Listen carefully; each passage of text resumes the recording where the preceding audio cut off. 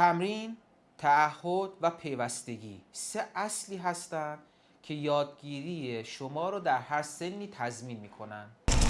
افزایش سن بهانه‌ای غلط برای عدم یادگیری زبان دوم.